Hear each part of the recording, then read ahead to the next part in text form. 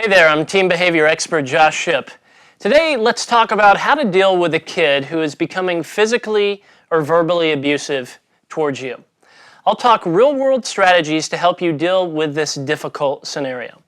First off, let's start with this. There is absolutely no excuse for abuse. Ever, period, end of story. Now, if you are being physically attacked by your kid, you need to call the police and have your kid arrested. It is assault. There are laws that are written to protect you from your kid physically abusing you. They have to understand the consequences of acting out in such a violent way, and the police will help them see that. Now, this might seem extreme to you, but this is an extreme situation.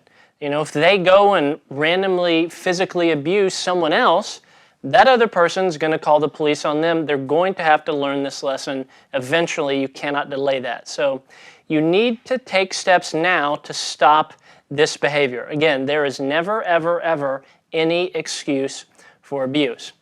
Now, if it's verbal abuse, like screaming or yelling and disrespect, here's your strategy. As a parent, you may not realize how much control you have and actually how many privileges you control. You know, you provide your kid transportation, a cell phone, perhaps a computer, clothing, approval for going out to places, rides to fun places. You have a lot more power than you sometimes think. You must begin to leverage that power. So here's what I want you to do. Number one, refuse to fight back. Now, as Dr. Phil famously says, you don't have to attend every dog fight, you're invited to. Meaning, just because your kid lashes out at you with verbal abuse does not mean that you have to reciprocate with verbal abuse. So don't yell back. It's really hard to have someone yell at you when you're not yelling back. It's hard to fight with someone when they're not fighting back with you. So when this happens, right, because teens are, sort of a mess of hormones, they're going to yell at you. Doesn't mean you're a bad parent. So when this happens, simply say this to them. I love you too much to argue, and I'll be happy to talk with you about this when you're kind. So once you say those words, you simply turn around and you walk away.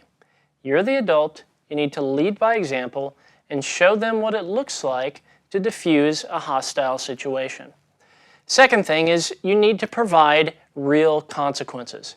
The only thing you have to legally provide to your kid is food, clothing, and a place to sleep. Everything else is perks. So start stripping away the extras.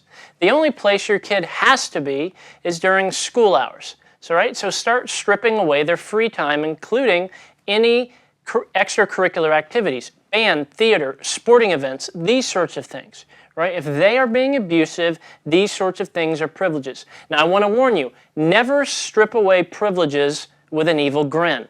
And you never want to do this shouting or screaming sort of with a posture of revenge. And you don't want to do that. You always discipline your kid with a broken heart. When a kid is being verbally abusive, you start stripping away their privileges. Here's how I would say it. You're welcome to use this as your own. Say something like this. Hey, I'm happy to provide these great privileges to kids who treat me with respect. If you choose to be verbally abusive to me, I will have no choice but to strip away all these great privileges that I have for you. I'm more than willing to remove everything out of your room if that's what it takes, except for the mattress. So it's your choice how you treat me. The ball's in your court. So you have to have the strength to strip away the privileges. If you don't do this, unfortunately, sadly, unfairly, the abuse will continue. Parents train their kids how to treat them. And this is going to be tough for you to hear, but if you fail to implement these consequences, nothing will change. That's just the flat-out truth.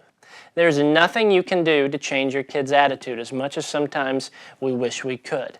The best way to get through to them is to have them experience the devastating consequences of their own action. right? The goal of discipline is for them to be angry with their own choices that they've made, not angry at you. So this is going to be challenging. This is going to be a struggle, but know that this is the right thing to do.